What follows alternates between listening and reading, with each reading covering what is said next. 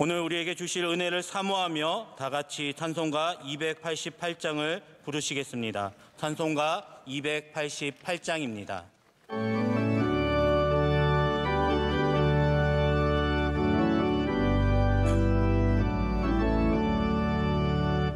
예수를 나의 구주 삼고 성령과 배로서 거듭나니 이 세상에서 내 영혼이 하늘의 영광 누리도다.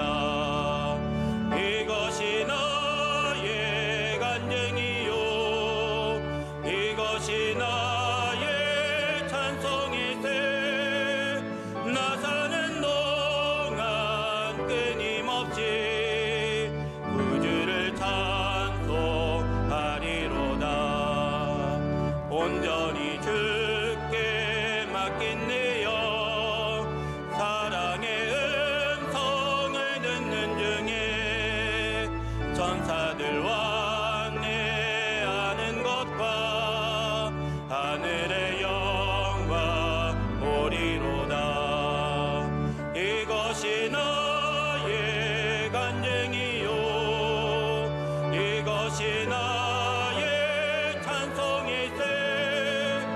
나 사는 동안 끊임없이 구주를 찬송하리로다. 주 안에 기쁜 누림으로 마음의 풍랑이 잔잔하니 세상과 나는 간 곳 없고 구속한 주만 모이도다. 이것이 나의 간증이요 이것이 나의 찬송이세. 나 사는 동안 끊임없이 구주를 찬송하리로다.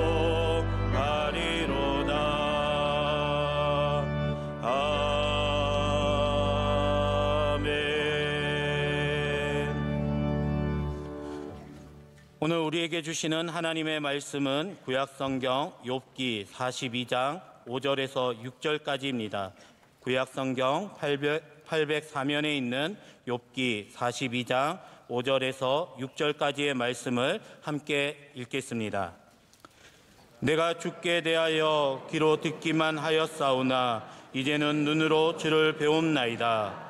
그러므로 내가 스스로 거두어드리고 티끌과 제 가운데에서 회개하나이다. 아멘.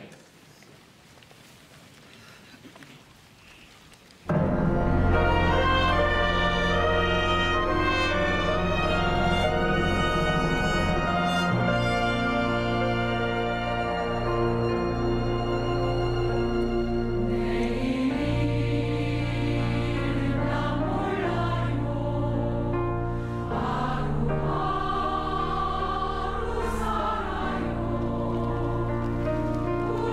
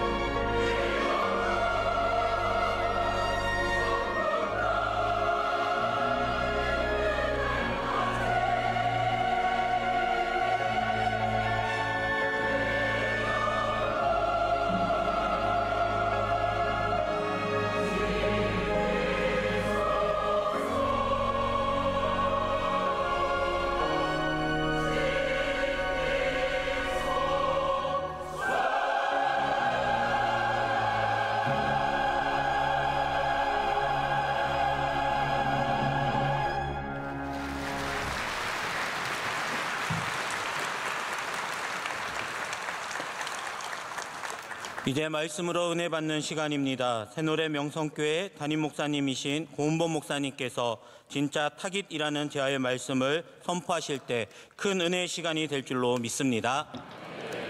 우리 김하나 담임 목사님께서 참 운동을 좋아하십니다. 저도 좋아하고 김하나 목사님이 여기 부목사로 계실 때부터 저도 함께 있으면서 농구를 종종 했어요. 그러고 나서 새노래 명성교회로 목사님이 첫 담임 목사님으로 부임하신 이후에 저는 부목사로 따라갔거든요. 그 이후에도 농구하고 또 이제 명성교회 담임 목사님이 되신 이후에도 여전히 기회가 되면 농구를 같이 합니다. 물론 너무 바쁘셔가지고 정기적으로 매번 참석은 못하시지만 할 때마다 참 즐겁게 농구를 하고 있습니다.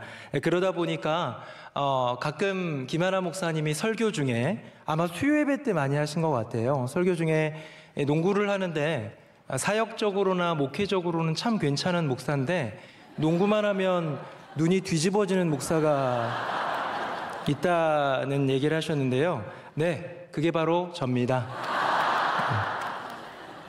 진심으로 명성교회 성도님들 만나면 사죄의 인사를 드리고 싶었고요. 지금 표정 보니까 저 사람이야, 우리 목사님 힘들게 했던 사람 저 사람이 하는 표정인 것 같은데 끝까지 주님만 의지하면서 말씀을 전해보도록 하겠습니다. 그럼에도 불구하고 그렇게 부족한 저를 우리 목사님이 귀한 강단에 세워주셔서 진심으로 감사드리고, 또 우리 원로 목사님 제가 참 존경하고 사랑하는데 이렇게 무슨 모임이 있어서 가면요, 저를 보면 환하게 웃고 이렇게 반겨주실 때가 있어요. 그럼 얼마나 제가 행복하고 좋은지 모릅니다. 그런 원로 목사님, 그런 우리 김하나 담임 목사님과 함께 믿음의 귀한 동역을 이루기를 바라는 마음 제 안에 가득하다는 것 말씀드리고요. 뭔가 좀 실수한 것 같습니다. 농구하면서 가끔 대들었던 저이긴 한데요. 최근에 그런 설교 들어본 적 없으시죠? 1년 전에 회개하고 이제는 온전히 이렇게 같이 잘 행복한 농구를 하고 있습니다. 제가 생각해 봤어요. 목회로나 사역으로나 우리 김하나 목사님께 누를 끼친 적이 거의 없는 것 같고, 목사님도 저 고맙다 해주시고 칭찬도 해주시고 그러는데 왜 농구만 하면 사람이 귀신 들려가지고 그러나, 그런 생각을 좀 해봤는데 이 안에 있는 그릇된 잘못된 승부욕 때문이라는 것을 깨달았습니다. 스포츠는 이겨야 돼, 어찌됐건 이겨야 돼 라는 그 마음이 제 안에 있다 보니까 그런 승부에 대한 욕심이 저로 하여금 그렇게 했고요. 이제 예수의 이름으로 귀신을 쫓아내기 때문에 더 이상 그럴 일은 없다는 것 기억해 주시고 우리 새노래 명성교회와 저를 위해서도 기도해 주시기를 부탁드립니다. 사랑하는 명성교회 성도님들, 여러분의 인생에 승부욕, 스포츠, 물질, 옷차림, 먹는 거, 학벌 이런 데 승부욕을 두지 말고 오직 영적인 믿음의 일, 하늘의 일에 승부욕을 갖는 저와 여러분 되기를 예수님 이름으로 축복합니다.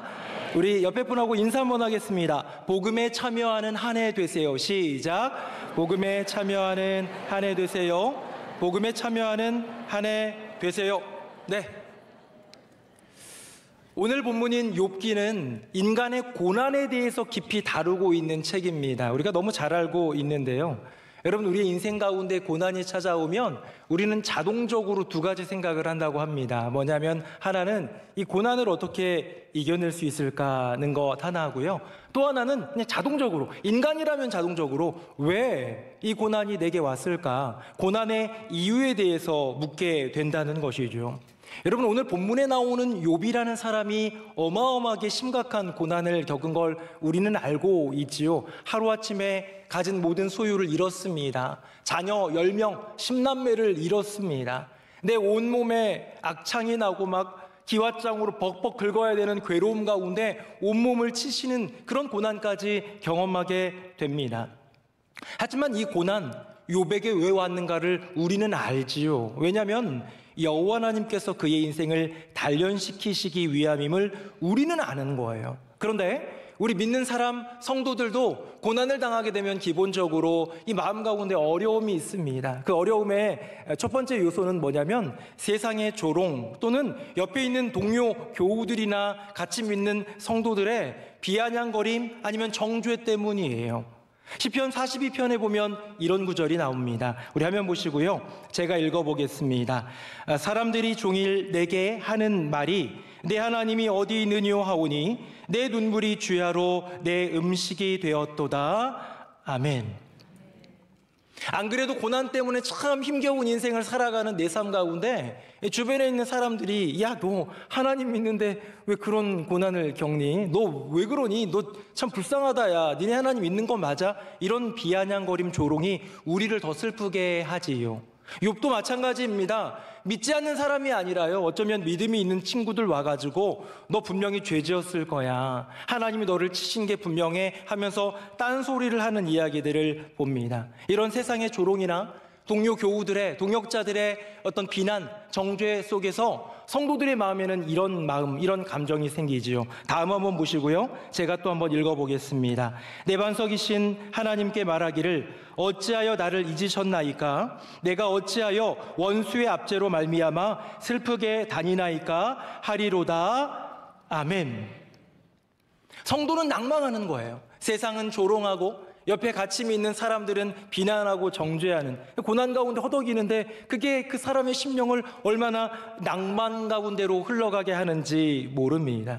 여러분, 우리 인생이 때론 이런데요, 여러분, 여러분의 인생 가운데 고난이 지금 주어졌다면, 지금 고난의 인생을 살아가고 있다면 두려워하지 마십시오. 억울해하지 마십시오. 여호와 하나님께서 우리를 붙들어 주실 줄로 믿습니다. 지금 2024년 아시안컵 축구가 진행되고 있습니다. 스포츠를 좋아하시는 분들은 아시겠지만 잘 모르실 수도 있으니까 우리나라 국가대표팀, 손흥민 선수는 아시죠? 이강인, 김민재 선수, 이런 국가대표팀이 내일 저녁에 조별리그 3차전을 치릅니다. 조별리그 3차전을 치르기 위해서 아마 지금 제가 한번 검색해 보니까 카타르 도하는 오후 2시쯤 됐어요. 이 시간 동안 밥 먹고 쉬는지 아니면 운동, 훈련을 하고 있는지 뭘 하는지는 잘 모르겠어요. 어쩌면 너무 더운 나라니까 이런 실내 공간에서 다음 경기를 대비하면서 비디오 분석을 하고 있을지도 모릅니다. 뭘 하고 있는지는 모르지만 명확한 거 한 가지 있어요. 대한민국 국가대표팀은 다음 시합을 준비하고 있을 거예요.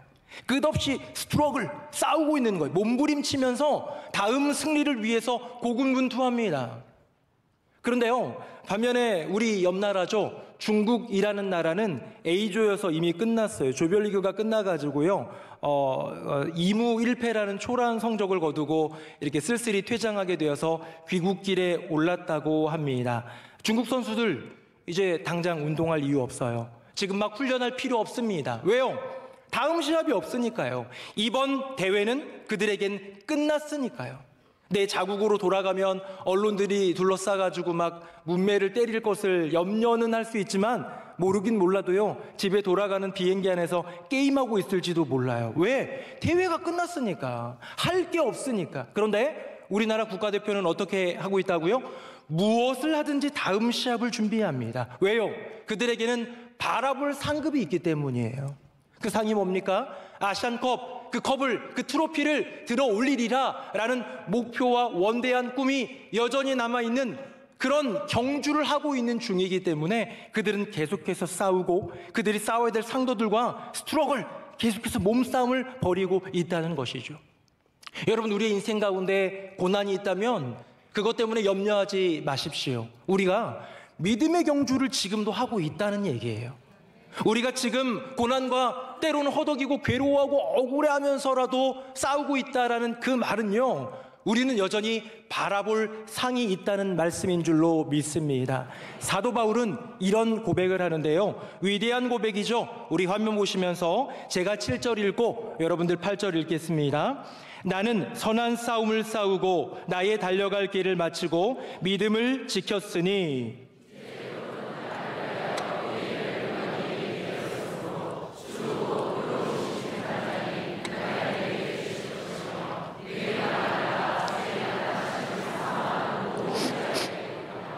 아멘. 사도 바울은 자기는요, 평생이 선한 싸움, 영적인 싸움이었다고 얘기합니다. 계속해서 싸움을 싸운 거. 왜? 의의 면류관이 있기 때문에 그거 바라보면서 싸워온 나의 인생이고 이 믿음을 위한 싸움을 이제 맞춰가고 있는데, 왜? 나는 의의 면류관 하나 바라보면서 지금껏 계속 싸웠다는 거예요. 그런데 사도 바울에게만 주어진 겁니까? 아닙니다. 주의 나타나심을 사모하는 모든 자들, 저와 여러분, 우리에게도 의의 면류관이 예비된 줄로 믿습니다. 그래서요, 의의 면류관을 바라보는 자들에게는 고난이 주어지는 거예요. 때때로 시련이 닥치는 거예요. 때때로 어려움과 문제들, 난관들을 만나게 되어 있는 것이지요. 여러분, 욥의 인생 한번 들여다보면 왜 하나님은 욥에게 그런 시련을 허락하셨을까? 왜 마귀는, 사탄은 욥을 공격할까 생각해 보셨습니까?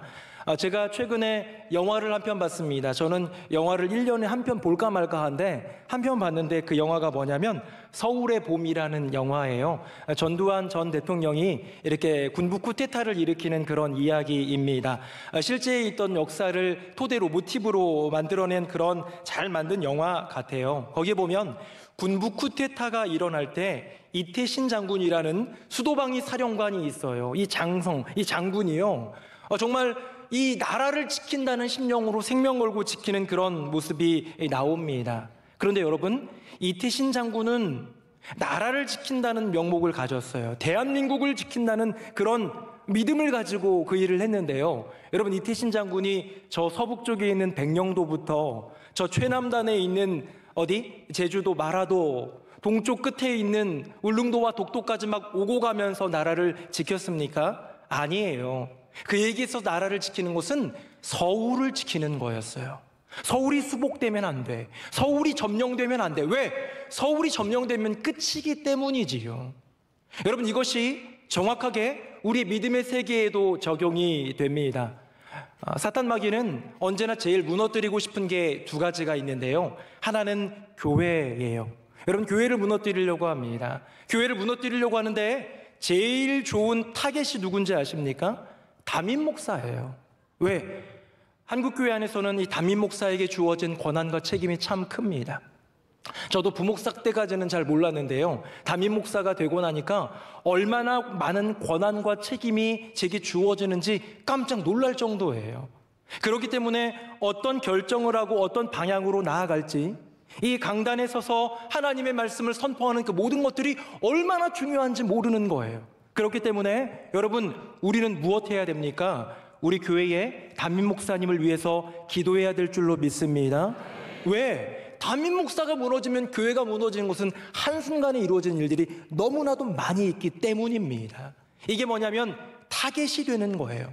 자, 마귀는요, 교회를 무너뜨리는 것 정말 원하고요. 또 하나 무너뜨리는 건 뭐냐면 세상 사람들 말고요, 별로 관심 없어요. 세상 사람들은 믿음도 없으니까. 그런데 믿음을 간직한 가정 무너뜨리는 것을 그렇게 원합니다. 가정에서 예배드리는, 가정에서 믿음 지키는, 가정에서 말씀으로 끝까지 부둥켜 안고 싸워가는 그런 가정 보면 무너뜨리고 싶어 미치는 거예요. 여러분, 그러면 그런 가정 가운데 마귀가 유혹하고 넘어뜨리려는 사람은 누굴까요? 돈을 벌어다 오는 아버지가 아니라 그 가정을 위해 기도하고 있고 믿음으로 서 있는 그 한 사람, 믿음의 가장입니다. 그 사람에게 더 큰 시련과 고난이 임할 수 있다는 것이죠. 무슨 얘기입니까? 사탄은 가장 큰 믿음으로, 사탄은 견고한 믿음으로, 사탄은 기도하고 말씀 가운데 머무는 사람을 무너뜨리는 것을 원한다라는 것. 사랑하는 명성교회 성도님들, 고난 중에 계십니까? 내가 사탄의 타깃이 된 것 같습니까? 그렇다면 기뻐하십시오. 내가 믿음으로 살아내고 있다는 증거입니다. 그것은 당연한 겁니다. 하나님의 사람이 시련과 고난을 받는 것, 사탄의 유혹과 도전을 받는 것 당연한 것이라고 믿고 여기고 담대히 나아가는 우리 모두가 되기를 예수님 이름으로 축복합니다. 자, 욥의 고난을 한번 좀 살펴보면요, 여기에는 이 시험이라는 주제가 두 가지 방향으로 나아가고 있는 것을 보게 되는데, 우리가 익히 많이 들었던 얘기입니다. 우리 인생 가운데 주어지는 시험은 커다랗게 여호와 하나님의 테스트로서의 시험이 있고요, 마귀의 템테이션, 사탄의 유혹으로서의 시험이 있는 것이지요. 제가 본문 한번 볼 텐데요, 표를 보면서 같이 한번 보시면 되겠습니다. 제가 읽어보겠습니다. 이제 주의 손을 펴서 그의 모든 소유물을 치소서. 그리하시면 틀림없이 주를 향하여 욕하지 않겠나이까. 여호와께서 사탄에게 이르시되 내가 그의 소유물을 다 내 손에 맡기노라. 다만 그의 몸에는 내 손을 대지 말지니라. 아멘. 자, 마귀는 욥의 소유물을 칩니다. 마귀는 우리의 가진 것을 건드립니다. 그렇죠? 근데 여호와 하나님은 그것을 허용해 주세요. 마귀는 우리를 넘어뜨리고 무너뜨리기 위한 유혹의 시험을 하는데, 템테이션. 그런데 하나님은 더 커다란 울타리 안에서 우리의 믿음이 더욱더 단련되기를 바라는 마음으로 그 시험을 허락하시는 거예요. 유혹, 넘어뜨림, 템테이션이 아닌 테스트로서. 우리 그러면 이거를 욥이 이겨냈거든요. 1장에서 2장 다음 넘어가 봅니다. 화면 보겠습니다. 제가 읽어봅니다. 이제 주의 손을 펴서 그의 뼈와 살을 치소서. 그리하시면 틀림없이 주를 향하여 욕하지 않겠나이까. 여호와께서 사탄에게 이르시되 내가 그를 내 손에 맡기노라. 다만 그의 생명은 해하지 말지니라. 아멘. 자, 소유물을 다 쳤는데 이 마귀는 유혹하면서 욥 그 소유물 건드리면 끝날 줄 알았는데 버텨냈어요. 소유물이 다 사라지고 무너지고 빼앗겼는데도요, 믿음 지키는 욥에게 이제 마귀는 한 번 더 도전합니다. 이번엔 몸을 건드려 봅시다. 그의 건강을 건드리면 그는 이기지 못할걸요? 라고 하고 있는 그때에 여호와 하나님 또한 허락해 주세요. 그래 몸 건드려봐. 하지만 생명은 상하게 하지 말아라. 생명은 빼앗지 말아라 하는 이 하나님의 원대한 테스트의 울타리 안에 있다는 것입니다. 여러분, 우리가 믿음으로 반응한다는 것은 무엇입니까? 우리의 인생 가운데 고난이 찾아올 때 이것을 그저 마귀와 나와의 1대1 싸움으로만 보는 것, 이게 믿음 없는 반응이에요. 이게 템테이션에 녹아들고 무너지는 인생입니다. 하지만 분명히 마귀의 유혹이 있고 나를 넘어뜨리려는 사탄의 관계가 있지만, 그럼에도 불구하고 이 모든 사탄의 마귀의 템테이션은 여호와 하나님의 테스트 안에 있다는 것을 믿을 때 우리는 승리하게 될 줄로 믿습니다. 어떤 시련이 와도 어떤 어려움이 와도 하나님은 나를 지켜주실 거야. 하나님이 날 향한 가장 아름다운 계획이 있어 라고 고백할 때 우리의 인생을 붙드시는 주님을 만나게 될 줄로 믿습니다. 저는 지금은 좀 안 하는데요, 옛날에 구정이나 이렇게 되면 가족들이 모이잖아요. 가족들이 모이면 운동도 하고 그러는데 남녀노소가 같이 하기 참 좋은 스포츠가 볼링이라는 스포츠인 것 같습니다. 여러분, 볼링 좋아하시고 잘 치시나요? 저는 잘 못 칩니다. 이렇게 스핀 돌아가지고 하는 거 이런 것도 못 치고요, 가벼운 그냥 공으로 일직선 스트레이트로만 치는 그런 초보 같은 볼링 그렇게 놀고 있습니다. 그런데요, 볼링을 치러 가는데 하루는 이렇게 같이 가족끼리 편 나눠서 치는데 이제 부부끼리 하자는 거예요. 그래서 저는 제 아내랑 같은 편이 되었어요. 저는 그래도 적어도 자부심이 있다면 또랑에는 안 빠뜨립니다.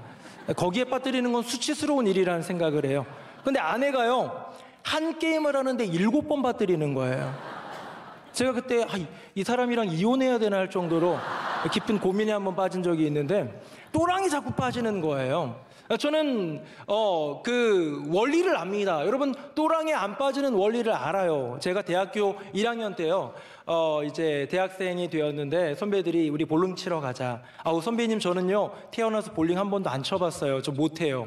괜찮아, 볼링은 못 치는 사람도 금방 칠 수 있어. 내가 가르쳐 줄게 해가지고 저를 데려갔습니다. 데려갔는데요, 볼링을 치는데 그 놀라운 비밀을 저에게 알려주는데 저는 그것을 득도한 이후에 첫날 120을 쳤어요. 첫날 120 쳤는데 지금도 120입니다. 큰 차이 없다는 것 기억해 주시고요. 자, 그럼 그 비밀이 뭐냐? 선배가 저에게 이렇게 얘기를 해줬어요. 은범아, 저 멀리 20m 너머에 있는 볼링핀 보지 말고 요 앞에 있는 점들을 봐봐 얘기해 주는 거예요. 여러분, 볼링 치는 분들 점이 있는 것 아시나요? 모르는 분들을 위해 제가 그림을 준비해 봤습니다.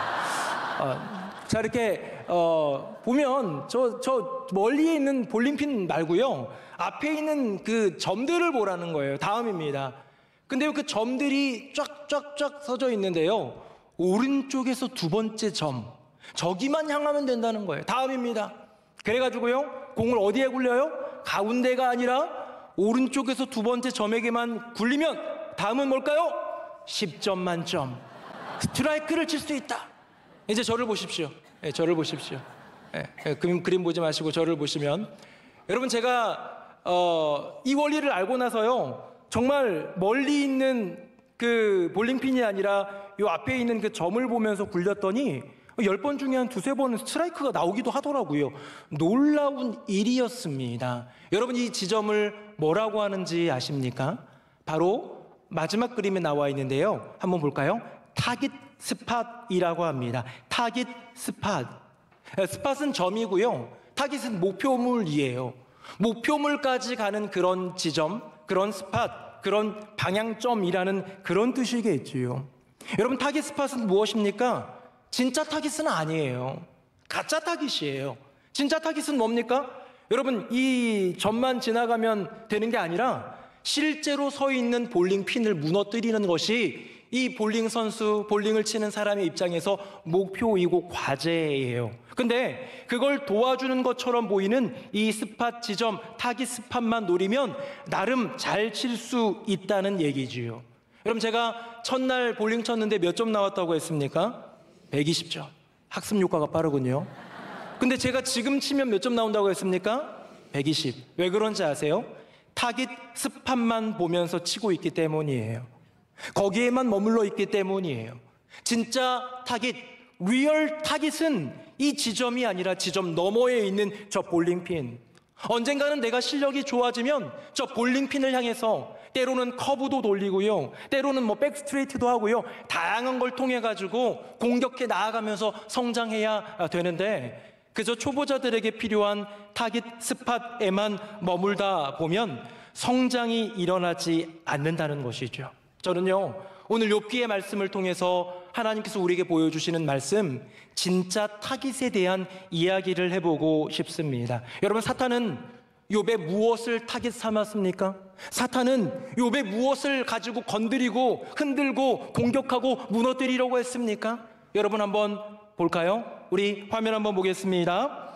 제가 한번 읽어보겠습니다. 이게 욥기 1장과 2장에 나오는 사탄이, 마귀가 하나님에게 청원하는 그겁니다. 이제 주의 손을 쳐서 그의 모든 소유물을 치소서. 그리하시면 틀림없이 주를 향하여 욕하지 않겠나이까. 두 번째는 같이 한번 읽어볼까요? 시작. 이제 주의 손을 펴서 그의 뼈와 살을 치소서. 그리하시면 틀림없이 주를 향하여 욕하지 않겠나이까. 아멘. 여러분 사탄의 타깃이 뭡니까? 사탄의 타깃은요 우리의 소유였어요. 사탄의 타깃이 뭡니까? 우리의 건강이었어요. 욥을 향한 사탄의 타깃은 분명히 소유였고 건강이었습니다. 그런데요 그건 가짜 타깃이었어요.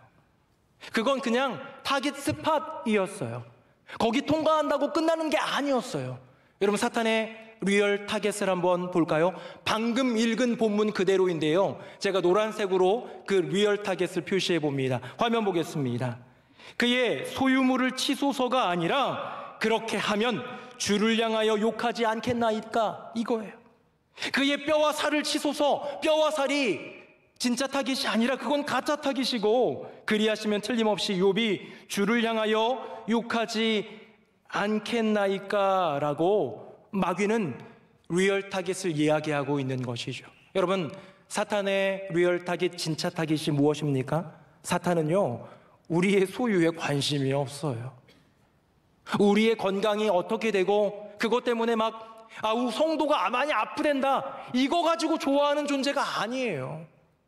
그들의 목표는 무엇입니까? 그들의 진짜 타깃은 무엇입니까? 바로 우리의 믿음인 줄로 믿습니다.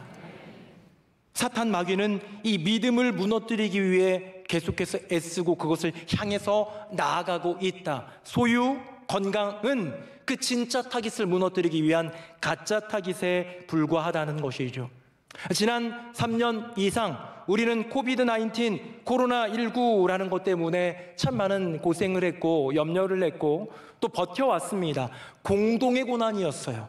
너에게 주는 고난, 나에게 주는 고난이 다르지만 코로나19는 공동의 고난이었어요. 믿는 자 우리에게나 믿지 않는 자 세상 사람이나 대한민국이나 온 세계나 누구에게나 코로나19는 공동의 고난이었습니다. 코로나 실시간 상황판이 이렇게 웹사이트에 있는데요. 이제는 엔데믹으로 가고 있기 때문에 멈춰 있는 상태인데 그 마지막 멈춰 있는 게 지난해 9월 3일입니다. 9월 3일자로 모든 데이터는 종료가 되었는데 9월 3일자 기록입니다. 국내 확진자 3,443만 명 정도입니다. 사망은 35,812명입니다. 60% 이상이 80대 이상이라는 말도 있습니다. 경제적으로도 참 어려웠습니다. IMF 이후 최대 위기라고도 하고요. 어떤 나라는 IMF 같은 금융 그런 문제보다도 더 큰 타격을 입은 나라들도 있다고 합니다. 여러 나라의 국가 봉쇄로 인하여서 초기에는 무역 감소가 있었고요. 전 세계적 물가 상승과 여러 가지 많은 경제 타격을 입었습니다. 가만 보니까 코로나19가 마치 그 바이러스가 우리를 공격한 게 욥을 공격한 그것과 똑같아 보여요. 뭡니까? 소유와 건강이에요. 우리의 경제를 건드린 것 같아요. 우리의 건강을 건드린 것 같아요. 어떻게 코로나19 잘 지나오셨습니까? 나는 한 번 감염됐었지만 지금은 괜찮아. 나는 2번 감염됐었어. 나는 사실 한 번도 감염 안 됐다. 감사하지 하나님의 은혜야. 경제적으로도 많이들 어렵다고 했는데 난 괜찮았어. 나는 처음에는 좀 어려웠지만 기도했더니 은혜로 모든 경제가 회복되었어 등등 여러 가지 많은 이 코로나19, 코비드-19에 대한 그 결과에 대한 고백들을 아마 각자가 할 수 있을 것 같습니다. 어떻습니까? 어떤 우리의 소유나 건강이 크게 해를 입지 않았다고 우리는 괜찮다고 자부할 수 있습니까? 한국교회에 데이터 분석 기관이 있습니다. 이 기관이 공신력 있는 기관인데요. 여러 가지 많은 상황과 이 코로나 이후에 되어지는 교회의 모습을 보면서 이렇게 표현했습니다. 한자 성어인데요. 한번 보도록 하겠습니다. 전문지호, 후문지랑이라는 말입니다. 전문지호, 후문지랑. 전문지호라는 말은요. 전문, 앞문에는 호랑이가 있고 후문지랑, 이 랑자는 이리, 늑대지요. 후문에는 뒷문에는 이리가 있다는 말입니다.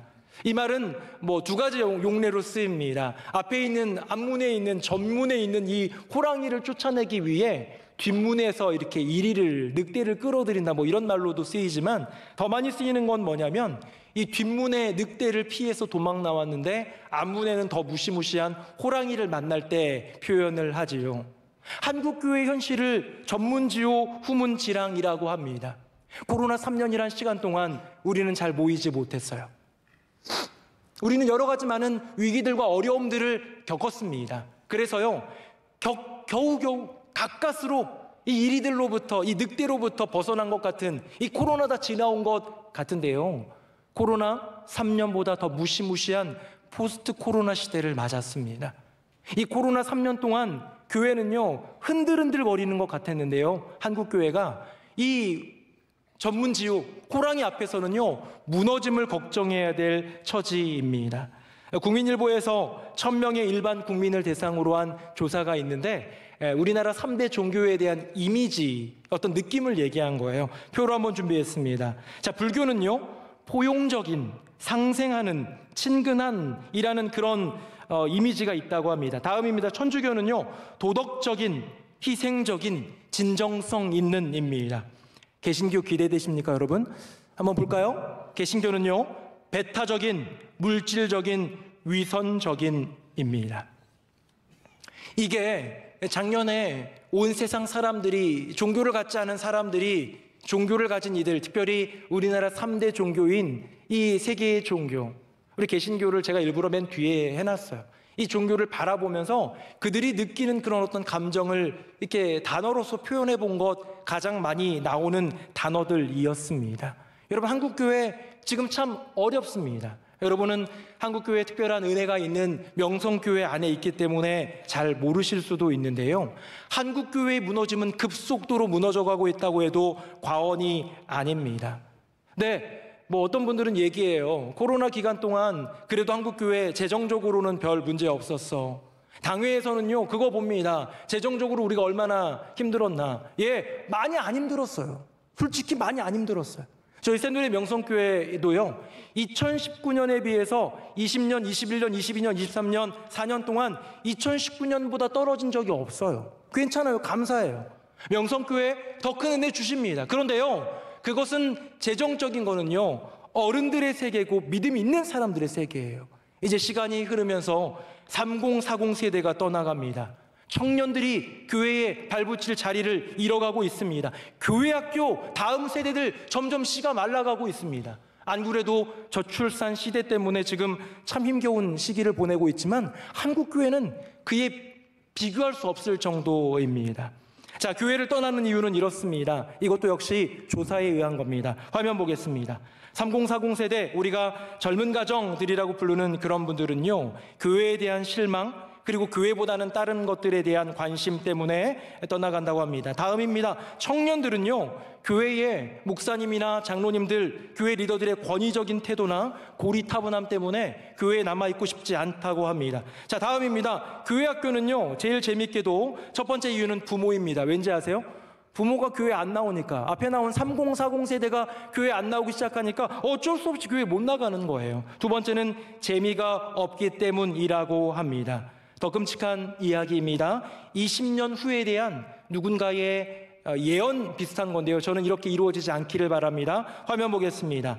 3040 세대는 아장나고 청년들은 폭망하고 교회 학교는 점멸할 것이라고 말하고 있습니다.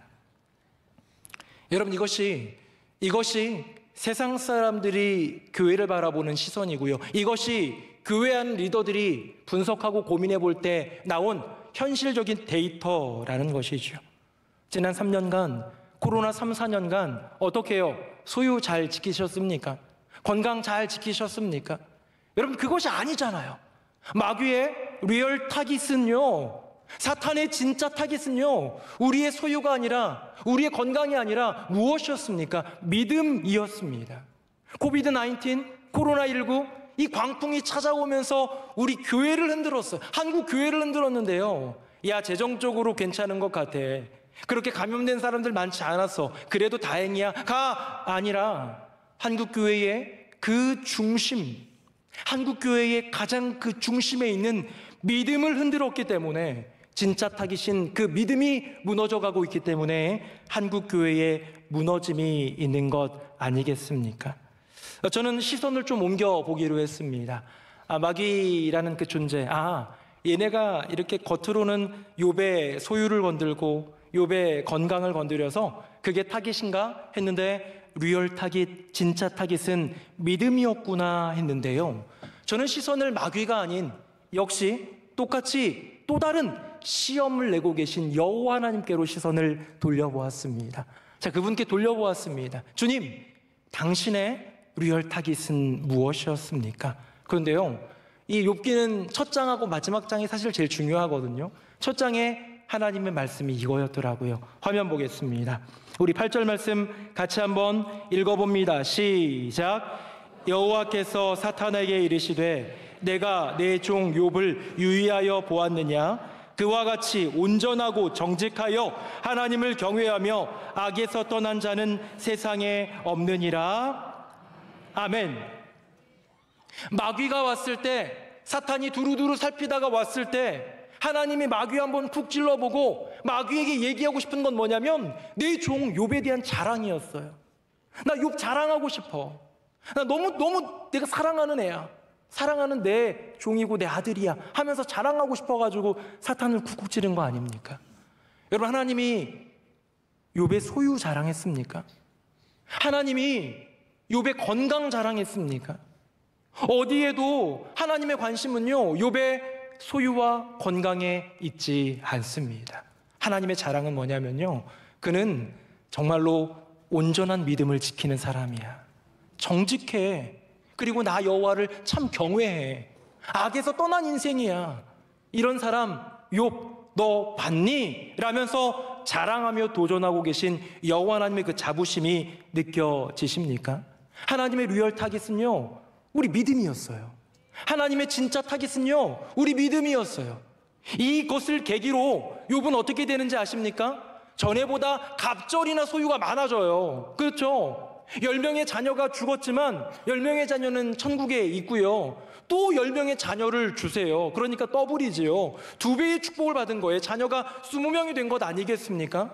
여러분, 근데요, 그리고 온몸이 깨끗하게 나았어요. 건강했어요. 장수했어요. 여러분, 이 형통, 이 축복, 우리는 그것에 관심을 맞추고 있지만 하나님은 한 번도 물질에 대해서, 소유에 대해서 우리를 자랑스러워하지 않으세요. 우리가 얼마나 건강하고 얼마나 오래 사느냐에 때문에 우리를 자랑스러워하지 않으세요. 그 온전하고 정직하고 하나님을 경외하고 악에서 떠났던 욥이 그 믿음 지킨 것을 기뻐하시고 즐거워하시는 여호와 하나님, 하나님이 이 혹독한 시련, 이 시험을, 이 테스트를 허락하신 이유, 그 리얼 타깃이 무엇입니까? 소유가 아니고 건강이 아니고 믿음이라는 사실. 그래서 욥은요, 마지막 장인 42장의 오늘 본문인데요, 5절 6절에 위대한 고백을 합니다. 우리 화면 보시고 같이 한번 5절 6절 읽어보겠습니다. 시작.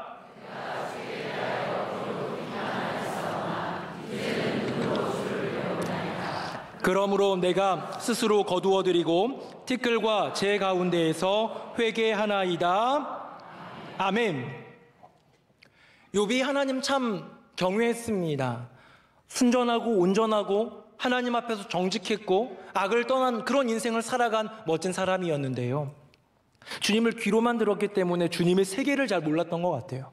주님이 행하시는 그 길을 잘 몰랐던 것 같아요. 이런 시련과 시험이 있는데 욥기는요 1, 2장의 시험과 테스트, 그 템테이션, 그 무너지는 욥의 이야기, 42장의 욥의 마지막 고백, 그 외에는요 대부분 세 친구랑 싸우는 얘기예요. 논쟁하는 얘기예요. 그 스스로 괴로워하고 힘들어하고 자책도 하고 막 그런 이야기예요. 왜요? 하나님을 몰랐으니까.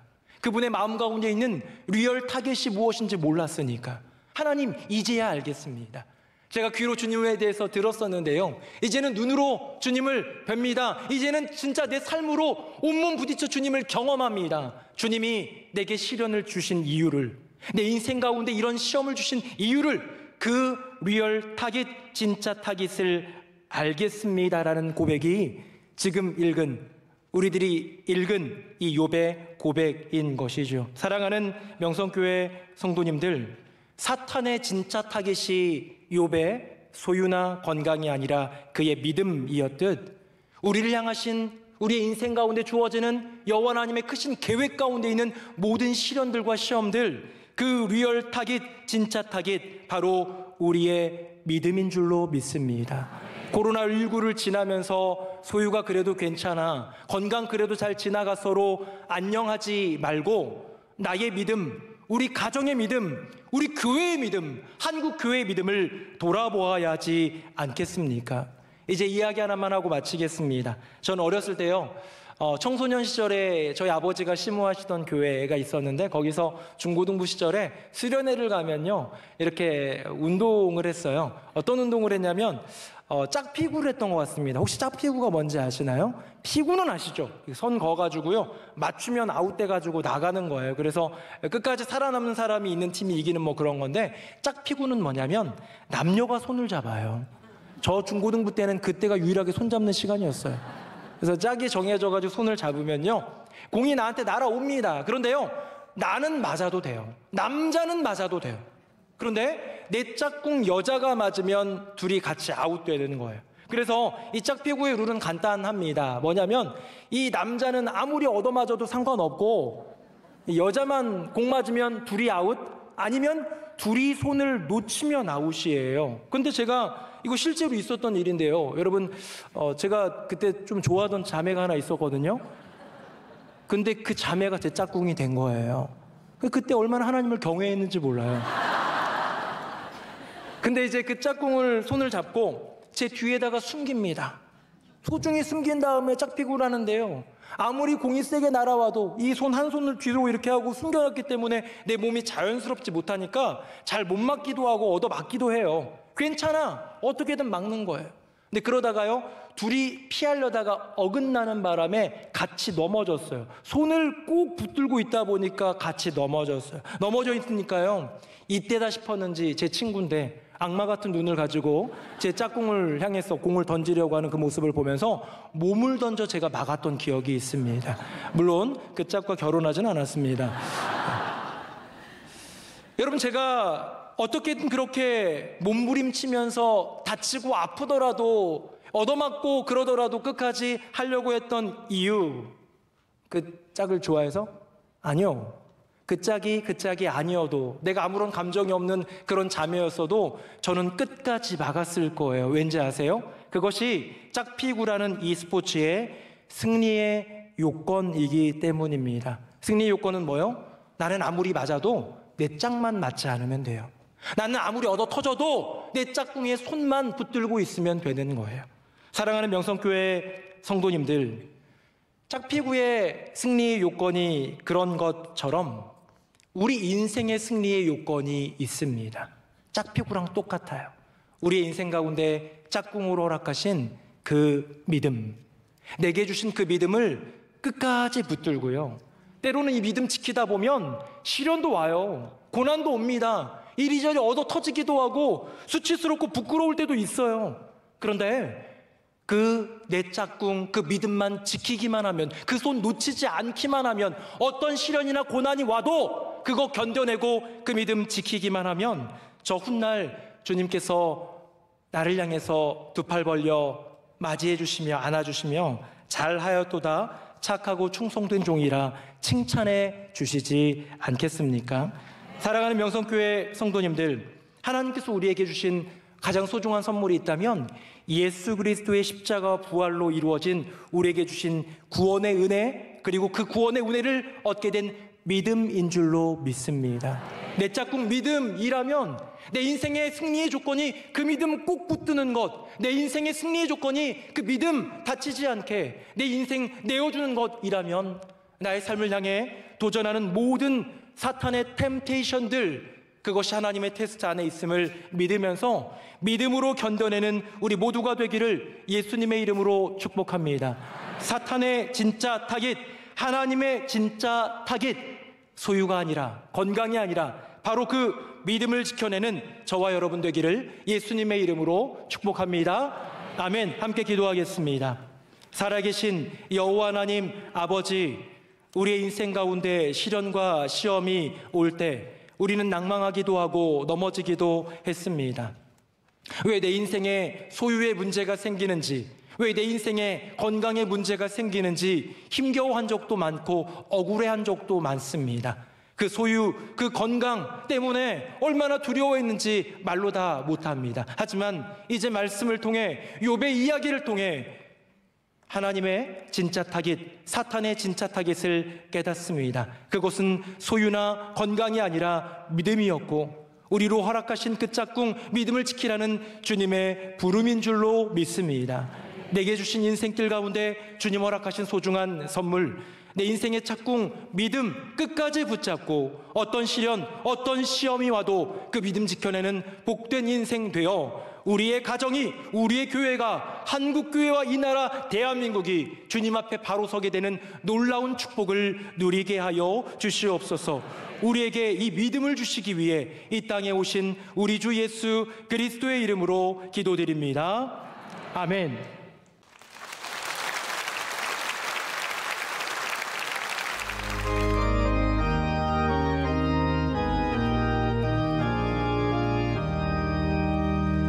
주 믿는 사람이 일어나 다 힘을 합하여 이 세상 모든 마귀를 다쳐서 멸하세. 저 앞에 오는 적군을 다 싸워 이겨라.